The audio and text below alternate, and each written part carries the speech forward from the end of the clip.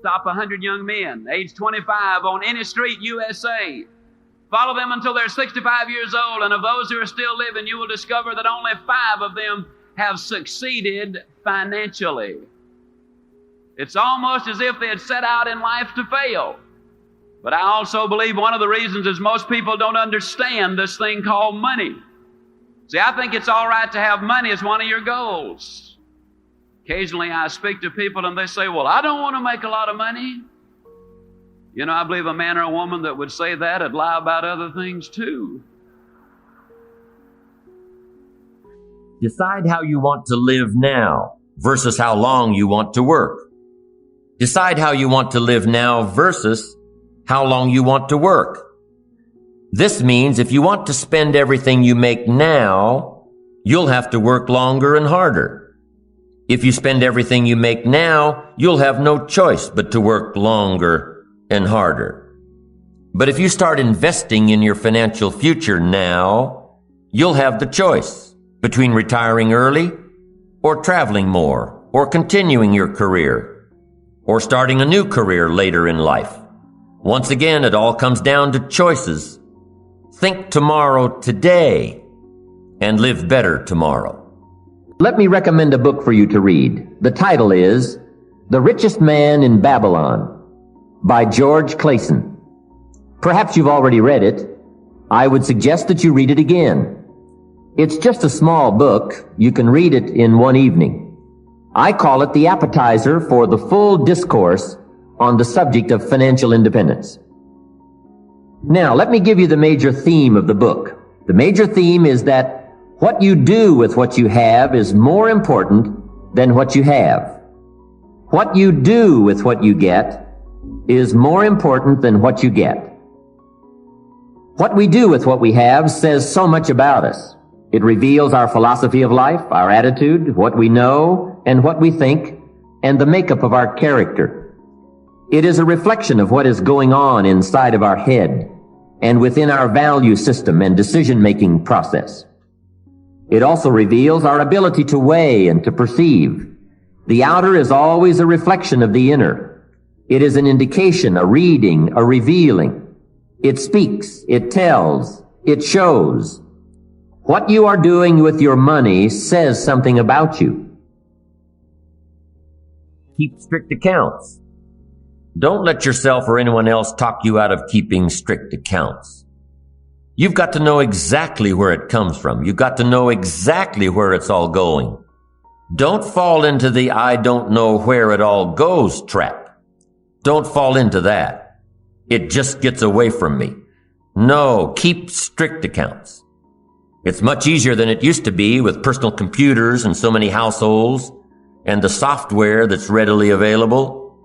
It's as easy as entering your deposits and checks and receipts, and the computer will tell you exactly where you stand. And it does more than that. If you're really wondering where it all goes, the computer will tell you that too. Most of the programs let you categorize your expenditures, print it out, and you'll know exactly by category where it all goes.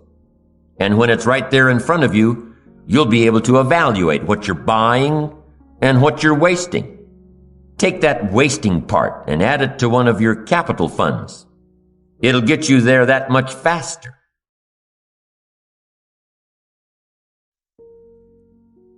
Let me give you some of the details of a good financial plan as suggested by Clason's book. First, a very broad but important statement. Learn to live on 70% of your net income. Net meaning the money you have left after paying your taxes. Learn to live on 70%.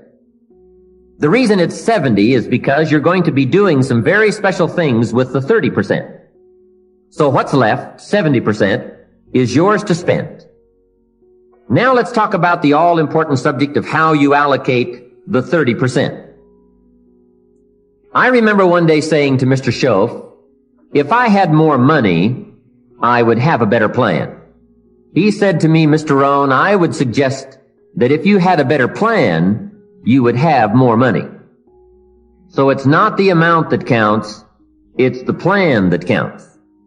It's not what you allocate, it's how you allocate it.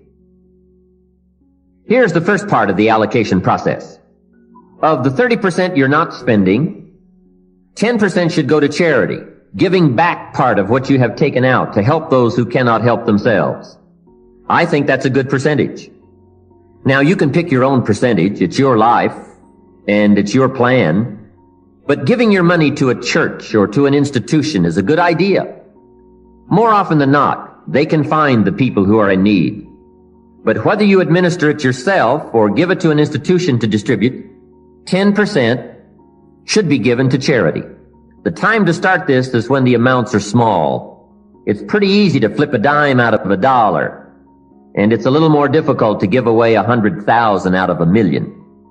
You say, oh, if I had 1,000,000, I'd give 100,000. I'm not so sure. That's a lot of money. Best we start you early, so you will have the habit before the big money comes your way. Now, here is what to do with the next 10%. Set aside 10% for capital you manage. That is, capital you find ways to utilize. Do some buying and selling yourself. Buy something, fix it, and sell it. Engage in commerce, even if it's only a part-time venture. Your home is a major capital project. In my opinion, we should all engage in capitalism in this country. Now here's another thought for your notes. Make sure you turn part of your income into capital. I would suggest 10%. And use that 10% yourself to give your own skill a chance to do something remarkable in the marketplace. No telling what genius lies unused, waiting for the spark of opportunity. It is part of the path of fortune. Use this thought. Why not work full-time on your job and part-time on your fortune? You can, you know. It's up to you. And you can't believe the feelings every day when you can honestly say, I'm working to become wealthy. I'm not just working to pay my bills. It makes a different kind of day. You will find it hard to go to bed at night and exciting to get out of bed in the morning. Remember, it's the same day, the same opportunity, the same you, but it is a greatly different life working to become wealthy or working to get by. Now, here's the third 10 cents from every dollar, and that is capital you provide. Take 10 cents out of every dollar and put it in a financial institution. And now we have come to a major benefit for all of us if you bring this 10% of your earnings to the marketplace. If you spend or invest $5 today, it doesn't seem to matter much either way. You seem to be no richer or poorer at the end of the day. But it does make all the difference in the world as you save $5 every day, and the days accumulate into weeks and into months and into years. You see, it's the accumulated total of the allocation of each day that makes all the difference in the world, whether you become rich or poor, healthy or ill, successful or mediocre. I'm going to try and say some words on the things I've used over the years when I was an amateur, when I ran Magellan, I still use today. I think they make sense. I think they make a lot of sense for investors. The single most important thing to me in the stock market for anyone is to know what you own. I'm amazed how many people own stocks. They would not be able to tell you why they own it. They couldn't say in a minute or less why they own it. Actually, if you really press them down, they'd say, the reason I own this is the sucker's going up. And that's the only reason. That's the only reason they own it. And if you can't explain, I'm serious, you can't explain to a 10-year-old in 2 minutes or less why you own a stock, you shouldn't own it. And that's true, I think, about 80% of people that own stocks. And this is the kind of stock people like to own. This is the kind of company people adore owning. It's a relatively simple company. They make a very narrow, easy to understand product. They make a 1 megabit SRAM, CMOS, bipolar risk, floating point data I/O array processor with an optimizing compiler, a 16 dual port memory, a double diffused metal oxide semiconductor monolithic logic chip with a plasma matrix vacuum fluorescent display. It has a 16-bit dual memory. It has a Unix operating system, 4 Whetstone megaflop polysilicon emitter, a high bandwidth, that's very important, 6 gigahertz, double metallization communication protocol, an asynchronous backward compatibility, peripheral bus architecture, 4-wave interleave memory, a token ring interchange backplane, and it does it in 15 nanoseconds of capability. Now, if you own a piece of crap like that, you will never make money. Never. Somebody will come along with more whetstones or less whetstones or a bigger mega flop or a smaller mega flop. You won't have the foggiest idea what's happened. And people buy this junk all the time. I made money in Dunkin' Donuts. I can understand it.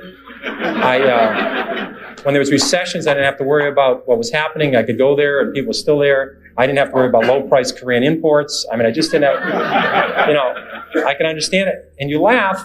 I made 10 or 15 times my money in Dunkin' Donuts. Find something and leave it better than you found it. Create a value. Build an equity. It's how we build this most dynamic society called America. Just try it. Just try it. You can always go back to the old way. But if you just try it, I predict you will be so excited about your new commitment and discipline for wealth that you will never turn back.